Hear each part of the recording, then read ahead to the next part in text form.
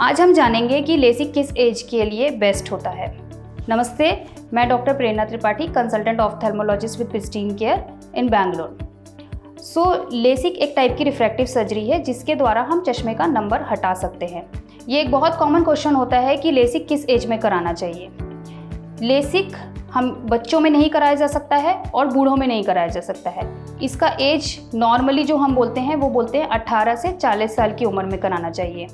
ये उन लोगों के लिए जिनको दूर की नज़र कमज़ोर होती है।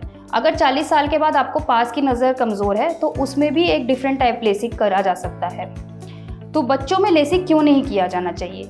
वो इसलिए क्योंकि बच्चों की आंखें हमेशा बढ़ती रहती हैं, जैसे उनकी ग्रोथ हो रही है और बॉडी में हाइट बढ़ रही है, उसी तरह आंखों में भी चेंजेस हो रहे हैं। और कोई भी रिफ्रैक्टिव सर्जरी कराने का सबसे इम्पॉर्टेंट फर्स्ट क्राइटेरिया ये होता है कि आपका पावर स्टेबल होना चाहिए।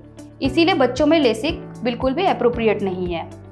18 साल के बाद जब पावर स्टेबल हो जाता है और 1 साल तक पावर स्टेबल रह सकता है, तब आप लेसिक के लिए जा सकते हैं। जब भी आप डिसाइड करते हैं कि आपको सर्जरी करानी है, आपको एक अच्छे ऑफ्थेल्मोलॉजिस्ट या आई डॉक्टर से मिलना होगा जो आपकी पूरी चेकअप करेंगे और ये बताएंगे कि आपकी आंखों में लेसिक किया जा सकता है कि नहीं।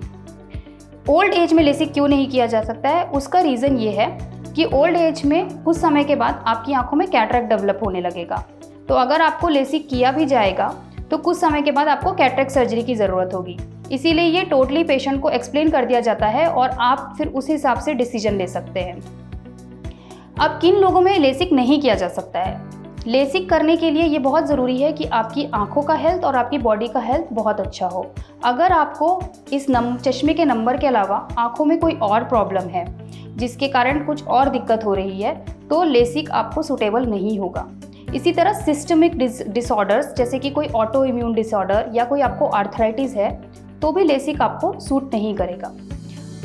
समरी में ये बहुत इंपॉर्टेंट है कि आपको पूरा जानकारी लेने के बाद डिसीजन लेना है कि आपको लेसिक करवाना है कि नहीं कराना है। इसीलिए अपने किसी अच्छे ऑफ्थेल्मोलॉजिस्ट से मिलकर पूरा थॉरो इवैल्यूएशन करा के ये डिसीजन कि आप लेसिक के लिए आइडियल कैंडिडेट हैं कि नहीं हैं, और लेसिक के अलावा कोई और ऑप्शन आपके लिए है क्या रिफ्रैक्टिव सर्जरी का, ये जानना बहुत ज़रूरी है।